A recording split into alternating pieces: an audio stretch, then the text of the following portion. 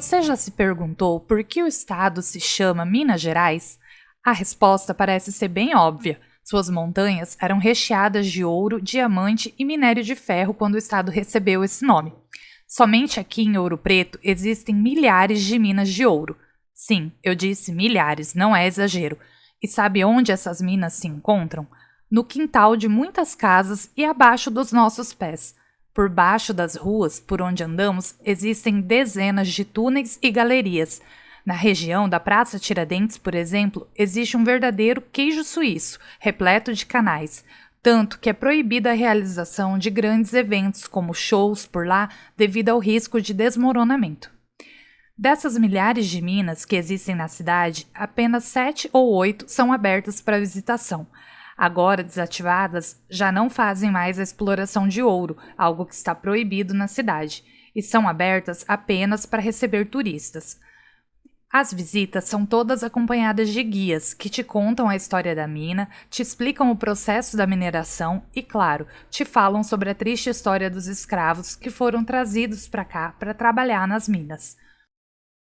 No século XVIII, quando descobriram ouro por aqui, da mesma maneira que o ouro brotou da terra e dos rios, os escravos começaram a brotar dos navios negreiros, pois era preciso mão de obra para explorar aquelas riquezas que pareciam não ter fim. E assim começou um capítulo de muita riqueza e escravidão. O ciclo do ouro marcou a história de Minas Gerais e do Brasil para sempre. No século XVIII, a compra e venda de seres humanos era uma atividade corriqueira e banal, não somente no Brasil, mas no mundo. As pessoas eram simples mercadorias. Sua compra e venda era algo que fazia parte da rotina do Brasil, quando ainda era colônia de Portugal. A descoberta de ouro em Minas Gerais promoveu uma corrida para as zonas mineradoras e a cidade cresceu de forma acelerada e acelerou também o tráfico de escravos na região. Uma gigantesca onda humana, negra, africana e cativa cruzava o oceano nos porões de navios negreiros, trazidas para trabalharem nas minas. No espaço de 100 anos, cerca de 2 milhões de pessoas foram trazidas para cá. O luxo e as excentricidades da corte portuguesa era sustentado pelo trabalho escravo no Brasil. Tudo dependia do sangue e suor africano, que era a base da economia colonial. Nada se fazia sem escravos. Diziam que sem Angola não há Brasil. O trabalho escravo e a riqueza do ouro alimentou a vaidade e a futilidade do reino de Portugal. O rei português se comportou como se a riqueza jamais tivesse fim e gastou mais do que podia. Na segunda metade do século XVIII, Portugal estava falida e endividada.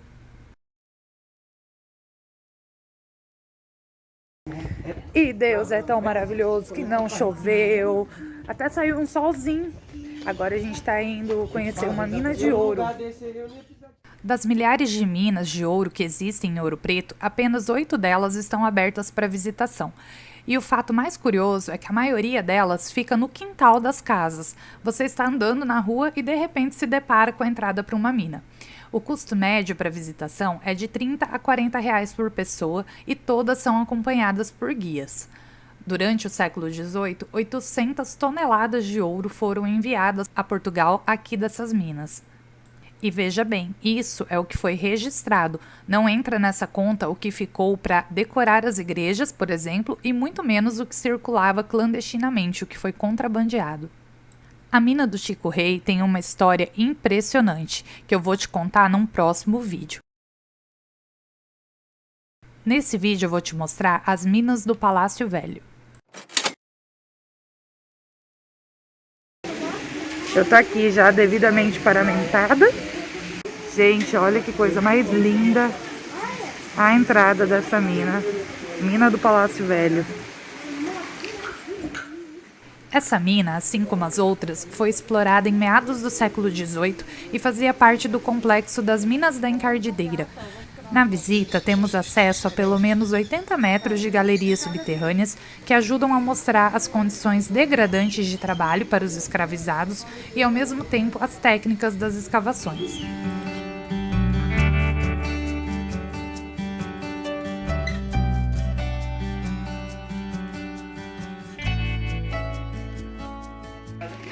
A gente vai entrar agora na mina do Palácio Velho e vamos ter uma verdadeira aula lá sobre a época da escravidão aqui no século XVIII, quando a mina era explorada pelos escravos.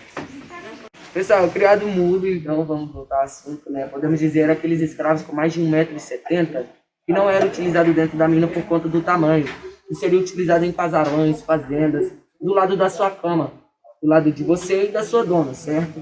Então podemos dizer que ele ia ficar ali 24 horas por dia. Então ele ia ver o que vocês estavam fazendo de noite, todas essas intimidades, e tipo assim, para ele não te agredir de noite, era castrado, para ele se tornar mais manso. Como assim castrado? Vinha com alicate de castração, apertava seus testículos. Se você sangrasse, você ia ser levado à morte. Se você não sangrasse, você ia se tornar mais manso, não ia ter perigo de agredir seu dono de noite, não ia gostar mais tanto de mulheres. Então podemos dizer, depois disso tudo, como eu falei para vocês, ia ficar ali dia e noite, ia ver suas intimidades. Vocês iam querer que contasse suas intimidades para os outros escravos? Cortava a língua. Por isso que veio o nome, criado mudo. E hoje em dia estão mudando por conta de quê? Discriminação, certo? Agora podemos dizer, estão mudando para cantinho de cama, não é mesmo? Para não ficar utilizando mais a expressão criado mudo. Porque criado mudo naquela época era isso que eu acabei de explicar para vocês.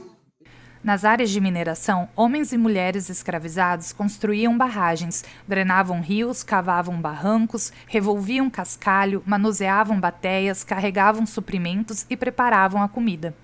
Esses africanos trazidos para cá não eram uma massa de pessoas ignorantes, selvagens e submissas, como a história por muito tempo nos fez acreditar.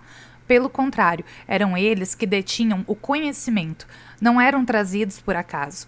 Na África, cada região e cada povo, cada etnia, possuía uma experiência e habilidades em determinadas áreas, como pecuária, cultivo do arroz, metalurgia, e era de grande interesse dos colonizadores. Os preços dos escravos eram diferentes de acordo com cada região de onde eram trazidos. Os negros de Angola eram trazidos para os trabalhos domésticos. Já da região do Congo e da Costa da Mina, eram trazidos para trabalhar na mineração e ficaram conhecidos como negros-mina. O cativeiro separava pais e filhos, maridos e esposas, famílias e comunidades inteiras. A identidade original do escravo era eliminada através de um processo de desenraizamento, uma espécie de morte social. A sua vida dali para trás era anulada. Antes de embarcar nos navios negreiros, eles eram obrigados a se converter. Eram batizados com nomes cristãos. Para trás ficavam seu nome, seus laços familiares, sua religião e suas memórias. Chegando no Brasil, eram lavados, passava-se óleo em seus corpos, eram pesados e vendidos em praça pública, submetidos a trabalhos forçados, longas jornadas de trabalho, muitos castigos e humilhações. A vida útil de um escravo em Minas Gerais não ia além de 12 anos.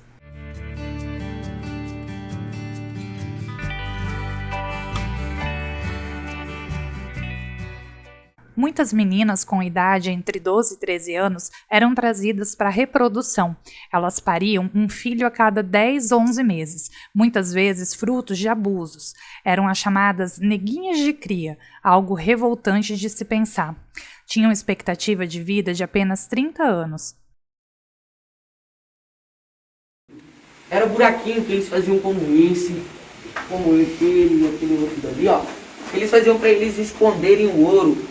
Mas para que eles iam roubar o ouro? Algum de vocês sabe me informar? Para evitar saqueador, né? Para comprar essa carta de alforria. E tipo assim, vamos imaginar, eu roubei seu ouro. Não tem como eu comprar a minha carta de alforria na sua mão, tem? Porque senão eu vou ir pro trono. O que é ir pro trono? Apanhar da cintura para baixo. E além de tudo, vou perder o ouro. Então o que eu tinha que fazer? Primeiro ir ao padre, que comprava minha carta de alforria à sua mão. E eu dei o ouro para ele. Ele comprou, bem sucedido, você será libertado. E agora se eu dei o ouro para ele, ele não comprou. Caiu no conto do vigário. Por isso, acabou surgindo aquela expressão hoje em dia, vigarista. O vigário naquela época era o padre que comprava essa carta de alforria. Tem como você reclamar? Porque você roubou. Se você reclamar, além de você já ter perdido o seu ouro, você vai para o trono, apanhar da cintura para baixo para não interferir nos trabalhos normalmente. Enfim, pessoal, eles faziam então buraquinhos como esse Depois fazia tipo uma parede falsa e escondia o ouro ali dentro. Mas existiam outros buracos que eram permitidos e eram chamados de buchos.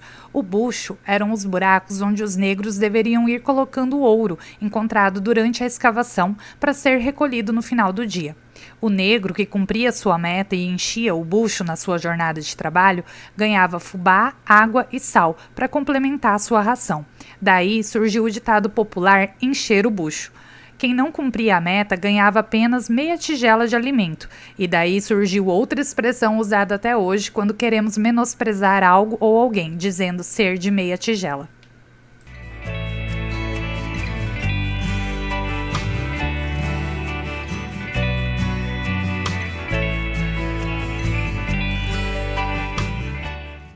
Ali debaixo da Praça Tiradentes tem de 6 a 7 minas catalogadas. Só ali na praça, imagina essa região toda. Enfim, pessoal, e vocês sabiam que debaixo da Praça Tiradentes tinha buraquinhos de minas? Nem eu.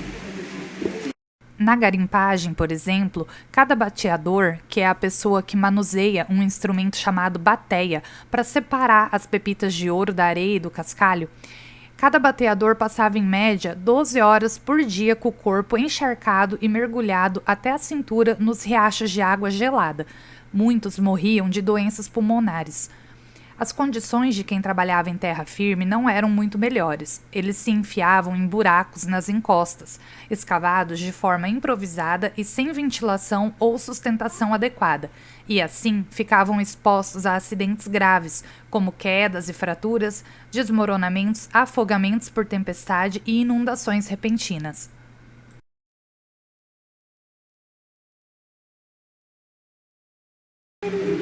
Olha eu aqui de novo na cachaça. Todo lugar que eu vou aqui em Minas me oferece. E aí não tem jeito, né? Essa aqui é de jabuticaba. Super docinha, uma delícia. Aqui na mina, no final do passeio, tem degustação de cachaça.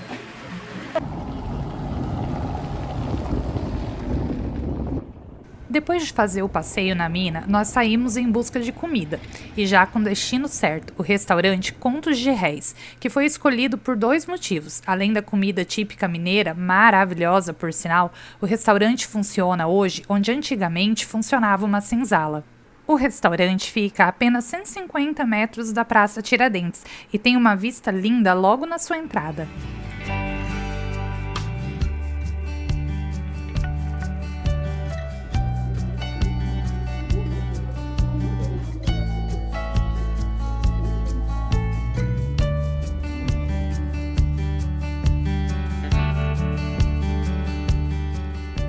O restaurante tem uma decoração linda, preço justo pela quantidade e qualidade do que é servido, tanto que voltamos lá para almoçar no dia seguinte.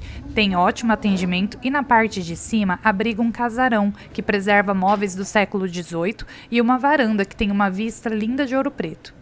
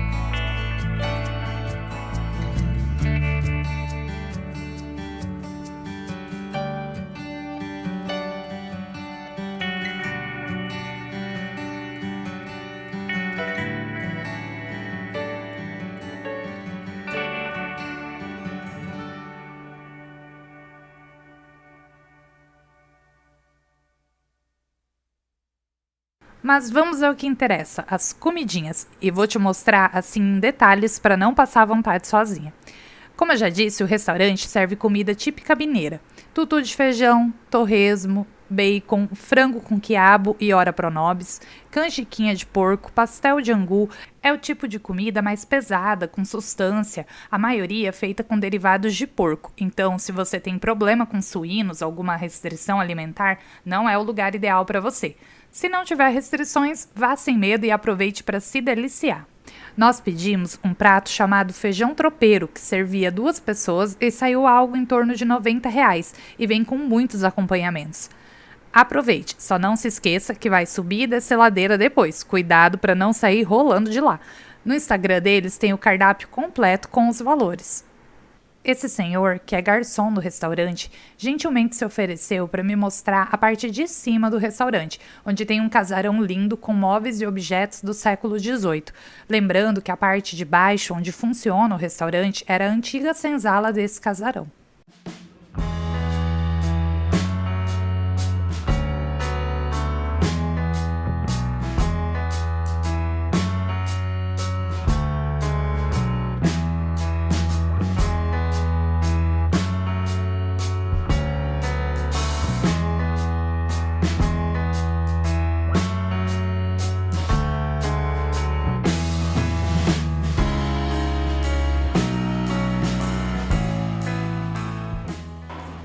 Olha aqui na moldura, gente, como são as paredes, a original, né? Que tá aqui por trás do reboco.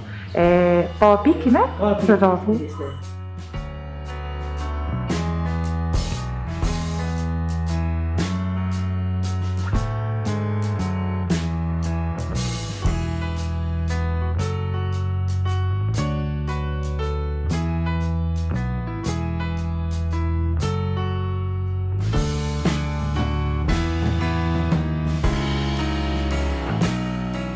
O casarão ainda tem uma varanda com uma vista linda dessas para a cidade, e mesmo com o dia assim meio nublado, vale a pena ir lá para dar uma olhada e fazer umas fotos.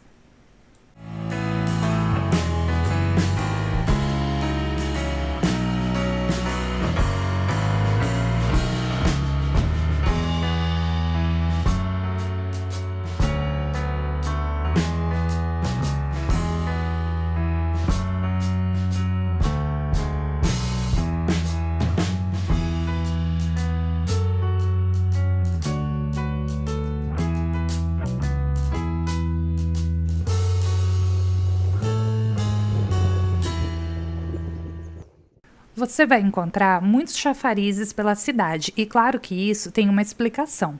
O abastecimento de água foi um problema no período colonial, onde poucas casas tinham instalações de água corrente.